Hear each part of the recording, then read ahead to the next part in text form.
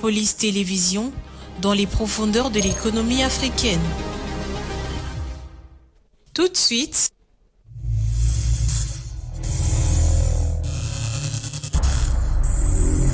le journal.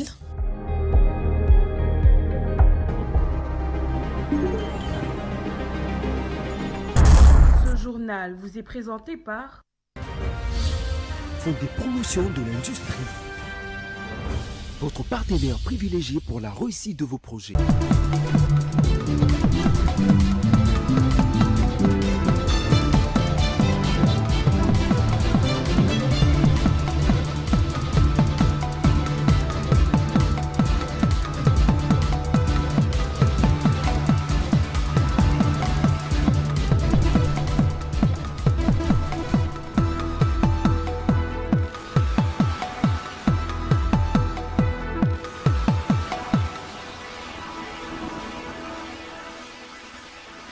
L'examen d'État 2026 pourrait être rapidement fixé. Les premiers résultats sont attendus dès ce dimanche après une correction achevée en un temps record. Enfin, l'économie zambienne envoie un signal encourageant. La croissance accélère au premier trimestre 2026, portée notamment par les performances des secteurs agricoles, forestiers et halieutiques. Bonsoir madame, messieurs, et merci de nous rejoindre sur Geopolice Télévision pour la grande édition. On va commencer par cette information. Le dialogue inclusif pour ramener la concorde et les climats de paix est-il toujours un horizon pour la classe politique congolaise? Au moment où le clivage politique se creuse, l'éventualité de pourparlers entre Congolais semble s'éloigner davantage. Les obstacles identifiés jadis loin de s'extomper se sont renforcés. Entre juin et juillet, la rue est devenue l'expression politique le plus utilisée. Pour combien de temps encore? Élément de réponse dans ces commentaires de la rédaction. République démocratique du Congo, une question taraude les esprits. La classe politique pourra-t-elle parvenir à taire les égos et user de la palabre africaine devant les crises qui se multiplient? À mesure que le jour passe, les urgences s'empilent, les crises se complexifient sans que les positions des uns et des autres n'avancent réellement dans le sens de la paix. Le clivage purement policien ont gagné la société civile, particulièrement l'Église, où des hommes de Dieu prennent des positions tranchées et antagonistes avec comme pomme de discorde désormais la réforme constitutionnelle et institutionnelle. Cette dernière, objet d'un grand désaccord, s'affirme comme une patate chaude qui s'est ajoutée aux crises traditionnelles de sécurité et de gouvernance entre la conférence épiscopale nationale du Congo et une large partie de l'opposition congolaise qui appelle tous leurs vœux la tenue de pourparlers avec tous les fils et filles du pays et la majorité toujours fidèle à sa ligne rouge. La rue est devenue le recours facile. Le 12 juin, la violence a pris les pas sur la palabre congolaise autour d'une éventuelle réforme de la Constitution. D'autres événements s'annoncent. La violence est d'autant plus palpable qu'elle se cristallise dans le langage des uns et des autres. Le champ politique est devenu un nouveau front. Si dans les Kivu, ce sont les armes qui se braquent, à Kinshasa, ce sont les esprits qui s'échauffent, éloignant par le même coup l'idée d'un dialogue inclusif. Dans la même logique, devant le Conseil de sécurité des Nations Unies, le représentant spécial du secrétaire général de l'ONU en République démocratique du Congo, James Swan, a appelé les acteurs congolais à privilégier le dialogue et à rechercher un consensus sur les modalités d'un processus national inclusif. Il a également insisté sur la nécessité de préserver les libertés fondamentales dans le pays. Suivez. Le respect des libertés fondamentales doit rester au cœur de l'action publique en République démocratique du Congo. C'est le message porté par James Swan, représentant spécial du secrétaire général des Nations Unies en RDC, devant le Conseil de sécurité de l'ONU. Le chef de la MONUSCO a insisté sur l'importance de préserver les droits liés à la liberté d'expression, à la participation citoyenne et à l'exercice démocratique. Il a appelé les acteurs congolais à veiller au maintien d'un environnement favorable au débat public public et à l'implication de toutes les composantes de la société. Dans son intervention, James Swan a également évoqué la situation politique du pays, marquée par des discussions sur les grands enjeux nationaux. Il a encouragé les autorités et les différentes forces publiques à privilégier des mécanismes de concertation pour renforcer la stabilité institutionnelle. À cet effet, le représentant spécial de l'ONU a appelé à trouver un consensus sur les modalités d'un dialogue national inclusif, présenté comme une voie permettant de favoriser l'apaisement et la recherche de solutions communes aux défis auxquels la RDC fait face. Et puis, le conflit Rwanda-République démocratique du Congo se joue à nouveau sur le front judiciaire. Kinshasa a officiellement saisi la Cour internationale de justice pour demander que Kigali réponde à des violations de plusieurs conventions internationales. Par cette démarche, la RDC veut rendre justice aux nombreux civils congolais victimes depuis plus de 30 ans de massacres, d'exécutions extrajudiciaires, de tortures et de violences sexuelles. De détails dans cet élément. Cour internationale de justice par le ministre d'État en charge de la justice, Guillaume Ngefa, accompagné du ministre de la Communication et Médias, Patrick Mouyaya. Cette saisine marque une nouvelle étape dans la stratégie judiciaire engagée par la RDC pour faire valoir ses revendications devant les juridictions internationales. Guillaume Ngefa explique. La République démocratique du Congo a, en ce jour du 26 juin 2026, déposé devant la Cour internationale de justice une requête introductive d'instance contre la République du Rwanda. Par cette saisine, la République démocratique du Congo exerce un droit que lui confère et reconnaît le droit international. C'est lui de soumettre à la Cour un différend portant sur l'interprétation, l'application et l'exécution de plusieurs conventions internationales auxquelles les deux États sont partis, notamment la Convention pour la prévention et la répression du crime de génocide, la Convention internationale sur l'élimination de toutes les formes de discrimination raciale, la Convention sur l'élimination de toutes les formes de discrimination à l'égard des femmes et la Convention contre la torture. Dans sa requête, Kinshasa demande à la Cour de reconnaître la responsabilité internationale du Rwanda pour des violations alléguées de plusieurs conventions internationales, notamment celles relatives au génocide, à la discrimination raciale, aux droits des femmes et à l'interdiction de la torture. La procédure intervient dans un contexte de tensions persistantes entre Kinshasa et Kigali. Dans sa requête, la RDC rappelle que le Rwanda a été l'ouvrier de l'ombre de plusieurs rébellions en RDC depuis 30 ans. Cette procédure internationale s'ajoute à deux autres déjà engagées devant la Cour africaine des droits de l'homme et de peuple et devant la Cour de justice d'Afrique de l'Est. Devant ces juridictions africaines, la RDC accuse le Rwanda des actes de torture, des exécutions sommaires, des déplacements forcés des populations et de la traite des êtres humains.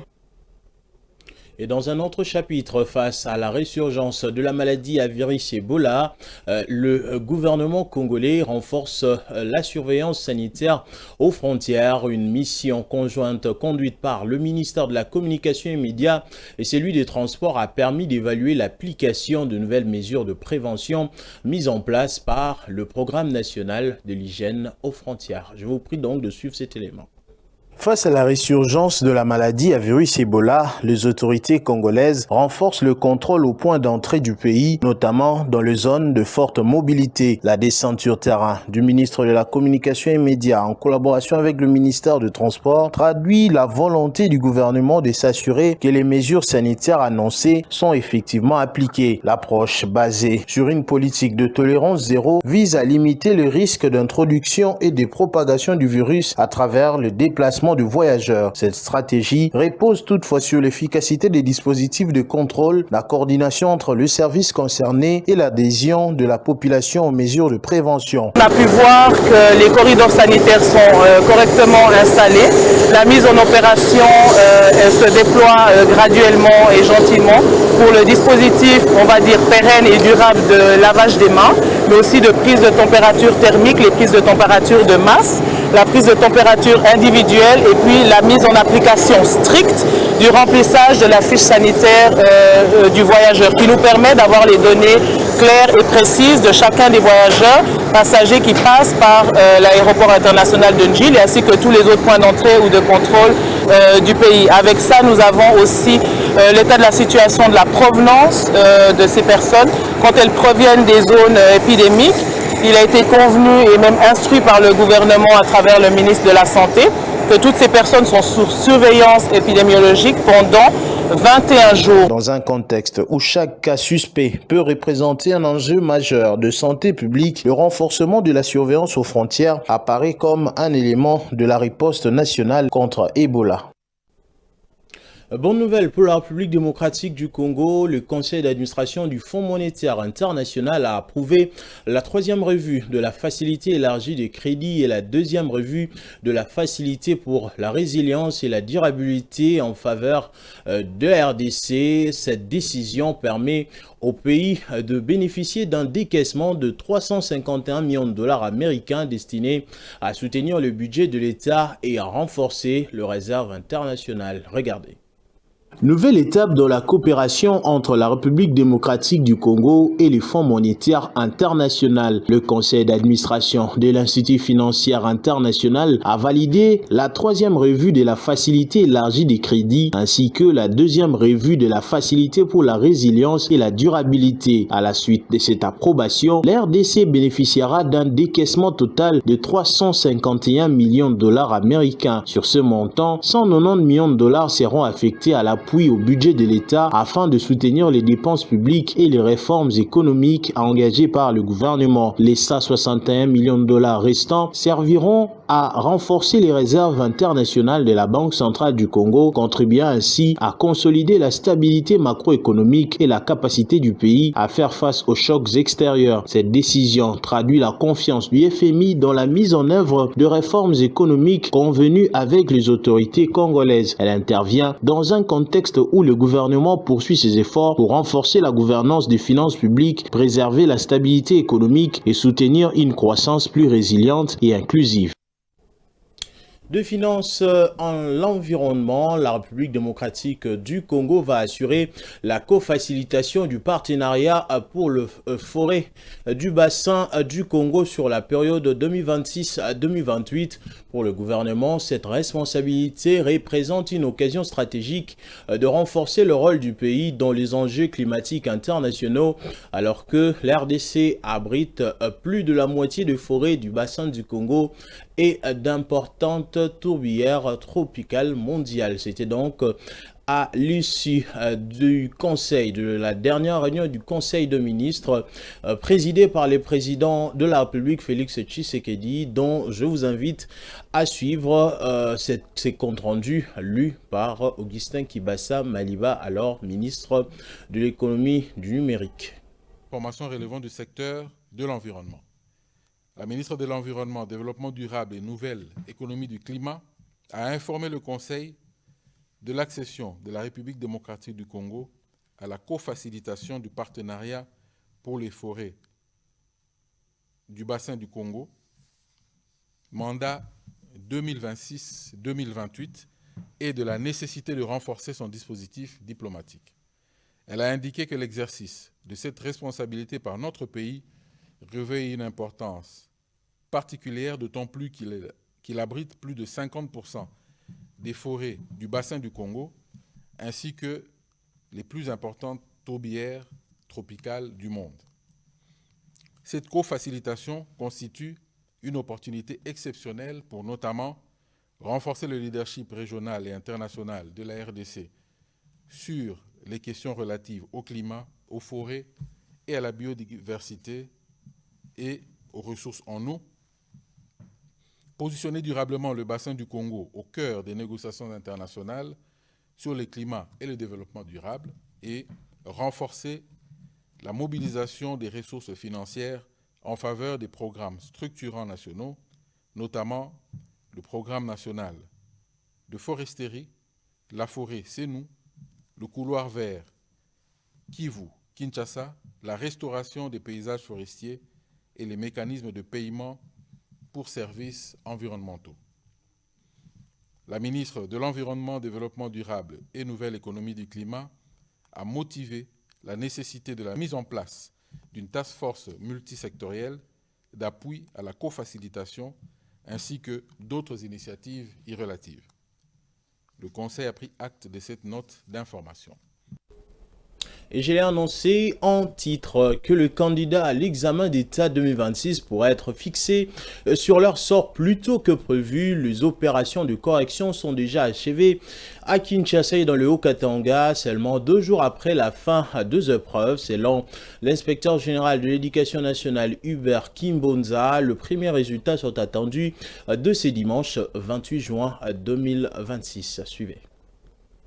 Sa fin pour le centaine de milliers de finalistes de la République démocratique du Congo. Après 2 semaines de patience, les résultats de l'Execta 2026 devraient être publiés dans les prochaines heures, marquant une étape décisive pour les candidats à travers le pays. Cette année, la rapidité du processus retient particulièrement l'attention. Les copies auraient été corrigées en seulement 48 heures, une performance rendue possible par les réformes engagées par le ministère de l'Éducation nationale et Nouvelle Citoyenneté. La numérisation des opérations, l'amélioration de la collecte des données et la modernisation des outils de traitement ont permis d'accélérer sensiblement les différentes étapes menant à la proclamation des résultats. Pour les élèves, ces résultats représentent bien plus qu'une simple évaluation. Ils consacrent la fin du cycle secondaire et ouvrent le porte de l'enseignement supérieur, de la formation professionnelle ou de l'insertion dans le monde du travail. Pour les familles, ils constituent également l'aboutissement de plusieurs années d'efforts et des sacrifices. Si cette célérité s'accompagne de la même rigueur et de la même fiabilité que les éditions précédentes, l'Execta 2026 pourrait faire date. Elle démontrerait que la modernisation de l'administration éducative est capable de réduire considérablement le délai de publication, répondant ainsi à une entente de longue date des élèves, des parents et des enseignants.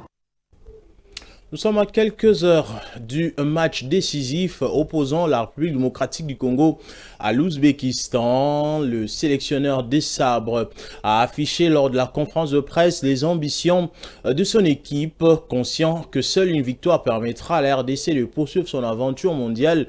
Le technicien français promet un plan de jeu tourné vers l'offensive tout en assumant bien sûr la nécessité de prendre de risques. Regardez. On a joué de belles équipes, hein, le Portugal 5e mondial et le Colombie 12e mondial, donc les rapports de force dans les matchs nous sont imposés sur ces 2 matchs, qui n'avaient pas été le cas à la dernière CAN, puisque on avait marqué de mémoire 5 buts en 3 matchs, donc ça veut dire que sur l'aspect offensif, on s'est marqué. Donc demain, ce sera un autre match contre un autre adversaire. Et puis on mettra un plan de jeu qui nous permettra de marquer, je l'espère en tout cas. Les choses sont très claires pour nous. On a su prendre un point sur les 2 matchs pour pouvoir avoir notre destin en main sur le 3e, qui était notre parcours, notre histoire dans cette Coupe du Monde dès la qualification contre la Jamaïque, on le savait. Donc demain, la victoire sera nécessaire pour passer, donc bien sûr, il faudra prendre des risques. Et en parlant toujours de cette rencontre entre l'RDC et l'Ouzbékistan, le président de la République, Félix Tshisekedi, a adressé un message au Léopard. Alors, c'est un message officiel d'encouragement. Le chef d'État qui a exhorté le joueur à aborder cette rencontre avec discipline, courage, audace et détermination, tout en appelant le peuple congolais à rester uni derrière son équipe nationale. Selon lui, ces rendez-vous dépassent le cadre sportif. Ils représentent une occasion historique pour la RDC de décrocher une qualification en 16e de finale de la Coupe du Monde 2026 et de renforcer son rayonnement sur la scène internationale. Allez chercher cette qualification avec discipline, audace et âme. Le peuple congolais est derrière vous, a conclu le président de la République. Tout en souhaitant bonne chance au Léopard, nous allons tourner la page nationale pour aller au-delà des frontières congolaises.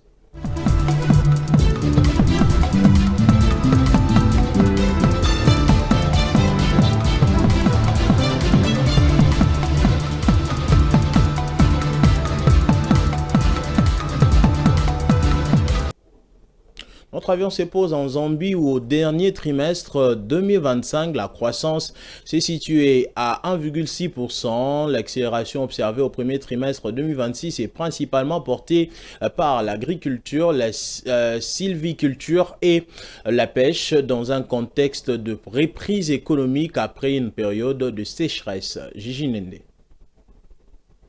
L'intérieur brut de la Zambie s'est accéléré pour atteindre 7,7% au premier trimestre 2026 contre 1,6% enregistré au trimestre précédent. Cette hausse est principalement tirée par l'agriculture, la sylviculture et la pêche qui ont contribué à hauteur de 1,9 points de pourcentage à la croissance globale du PIB, ainsi que par les arts, les spectacles et le loisir, l'information et la communication, le transport et l'entreposage, ainsi que l'hébergement et la restauration. Une croissance positive a également été enregistrée dans le commerce de gros et des détails, les activités financières et d'assurance, d'industrie manufacturière, la construction, l'éducation, l'immobilier, la santé humaine, l'action sociale et les autres services. Cependant, la croissance a été atténuée par des contractions dans l'approvisionnement en eau, les services administratifs et de soutien, ainsi que dans les activités professionnelles,